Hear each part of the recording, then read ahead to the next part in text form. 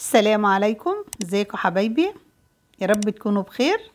النهارده باذن الله هنعمل محشي الكوسه والفلفل. شايفين بقى جمال الكوسه والفلفل؟ ايه رايكم بقى في الجمال ده؟ هنعمله مع بعض خطوه بخطوه وكل التفاصيل. هنعمله في الفرن بالكيس الحراري. ايه رايكم بقى في الجمال ده؟ باسهل طريقه. والبنات بقى اللي لسه بتتعلم حشو الكوسه، والكوسه طبعا جميله والفلفل جميل وفي الفرن. شايفين بقى جمال المحشي؟ ايه رأيكم بقى في الجمال ده؟ اكلات الشتاء الجميلة. شايفين بقى الفلفل مستوي ازاي والكوسة مستوية ازاي، والرز المفلفل كده مش معجن والكوسة مستوية. يلا بقى بينا على الطريقة. انا جبت ربع فلفل وجبت كيلو ونص كوسة. شايفين بقى جمال الكوسة؟ تكون الكوسة والفلفل يكونوا طازة. هحط الكوسة في مصفى والفلفل في مصفى. هغسل الكوسة كويس جدا والفلفل. شايفين؟ واحطهم في مصفى كده. والخضرة طبعا مقطعاها وغسلاها وهنقعها في الخل. وهبدأ بقى ان انا افتح الفلفل بالسكينة، اشقها كده شقة نص شقة، واطلع قلب الفلفل بالشكل ده كده. شايفين؟ واكرر واحدة تاني، بفتح برضو الفلفل نص فتحة وبطلع قلب الفلفل واسيب الغطا بتاع الفلفل كده. واحدة كمان وبشيل برضو قلب الفلفل كده. بقى اخلص الكمية بتاعت الفلفل كده. خلصت كمية الفلفل الربع كيلو. هنقور بقى الكوسة. انا بجيب الكوسة بشيل القمع بتاعها وبشيل قطعة من الكوسة عشان لما اجي اقورها ما تتكسرش مني. واجيب بقى المبشرة واعمل خطوط كده رفيعة. بشيل القشرة خالص بخطوط رفيعة كده من المبشرة دي كده. وبشيل القمع اللي تحت.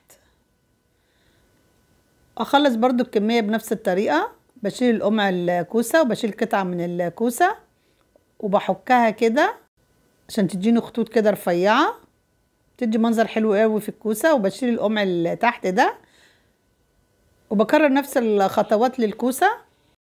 بشيل برضو قطع من الكوسة عشان اقدر اقورها كويس. وبعمل خطوط كده رفيعة عشان لما اجي اقور الكوسة ما تتكسرش معايا.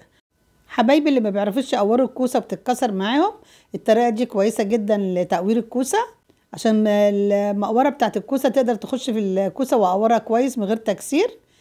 وقطعة الكوسة اللي انا مقطعاها دي انا بشيلها في الفريزر. بعمل بيها شوربة خضار، صينية كوسة في الفرن. بجيب المقورة بتاعت الكوسة دي، موجودة عندكم طبعا، موجودة في كل بيت. المقورة دي جميلة جدا. بدخلها في الكوسة كده واطلعها، بتطلعني قلب الكوسة حلزوني كده. شايفين الجمال؟ سهلة جدا. ده بقى شكل الكوسة بعد ما قورتها. بكرر واحدة كمان، بدخل برضو المقورة في الكوسة، اخلي ايدي اتجاه واحد. وبجيب بقى المقورة بعد ما عملتها بالمقور.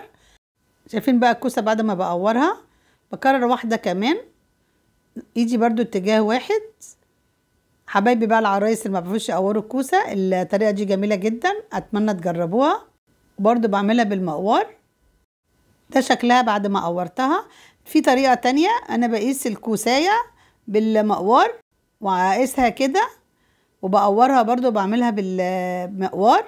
واحدة كمان بدخل الكوسة على قد حد صبعي لحد ما قست الكوسة وبطلعها كده وبعيد عليها برضو بالمقوار. شايفين بقى جمال الكوسة؟ ايه رأيكم بقى في الجمال ده؟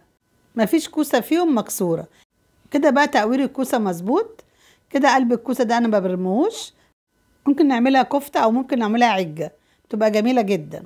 هحط بقى الكوسة بعد ما قورتها والفلفل في كروانة كبيرة كده. بقى الفلفل والكوسة جاهزين بعد ما قورتهم. يلا بقى نسبك الصلصة. انا بحط بقى بتاع 4 معالق زيت. دي بقى اللي انا عاملاها في القناة، اللي هي مع السمنة والزبدة. بجيب بقى بصلتين بفرمهم في الكبة، بشوحهم مع اللية كده. ريحتها بقى جميلة جدا. اللية دي انا عاملاها في القناة، عاملاها سمنة بقلي بيها المحشي الملوخية، بتبقى جميلة جدا. وبجيب بقى 4 فصوص توم كده، بقطعهم قطع صغيرة، باخدهم تشويحة كده مع البصل واللية. هستمر في التقليب. بحب احط بقى البهارات: كمون، فلفل اسمر، بابريكا، معلقة كبيرة ملح ومعلقة صغيرة توم باودر وبهارات محشي. بستمر كده في التقليب لحد ما المكونات تندمج مع بعضيها. بضيف بقى معلقه كزبره. جربوا بقى الكزبره في المحشي وبصل بودر. برضو بستمر كده في التقليب لحد ما المكونات كلها تندمج مع بعضيها. ضفت بقى نص مكعب ماجي في منتهى الجمال. جربوا بقى المكعب الماجي. وضفت معلقتين صلصه كبار وبستمر برضو في التقليب. ده كيلو طماطم غسله الطماطم كويس جدا وضربتها في الخلاط بقشرها كده ما بصفهاش وبفضيها بقى على الخلطه الجميله دي وبقلب بقى كده. ضفت معلقه صغيره سكر بيمنع حموضه الصلصه وبقلب كده وبغطيها لحد ما تتسبك. بعد بقى ما اتسبكت شايفين بقى الجمال. شايفين بقى الطماطم اتسبكت والصلصه المحشي بقت جميله اهي وريحه التسبيكه قلبه الشقه. كده الصلصه جاهزه. بجيب بقى نص كيلو رز بغسله كويس جدا وبصفيه في المصفى. ضروري تصفي الرز عشان مبقاش فيه ميه. بجيب بقى بصلايه صغيره مفرومه وطماطمتين مقطوعين مكعبات والخضره نقعها في خل وشطفاها ومصفياها. بجيب بقى المكونات دي كلها كده مع بعض وبضيف معلقه كبيره فلفل اسمر وبقلبهم وحبه زيت صغيرين. جربوا بقى الخلطه دي جميله جدا. وبقلب المكونات دي كده مع بعض. شايفين بقى جمال الخلطه جميله ازاي. بقلبها كويس جدا عشان تندمج مع بعضيها. بجيب بقى الصلصه اللي انا مسبكاها بضيفها بقى على الرز والخضره وبقلبها كويس جدا.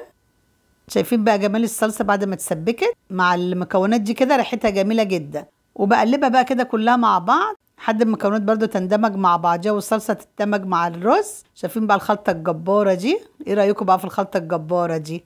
الريحه بقى جميله جدا. اتمنى تجربوها. بجيب بقى الكيس الحلواني ده كيس الحراري بفتحه بقى من النص كده وبحطه في القالب وببتدي بقى ان انا احشي الكوسه. ما بمليش الكوسه قوي بخلي حته عشان الرز طبعا بيزيد في الكوسه وبرصها كده بالشكل ده. نكرر واحده كمان. بحشي بقى الكوسه بالطريقه دي كده وبسيب زي سنتي كده من الكوسه عشان الكوسه الرز بيكتر فيها.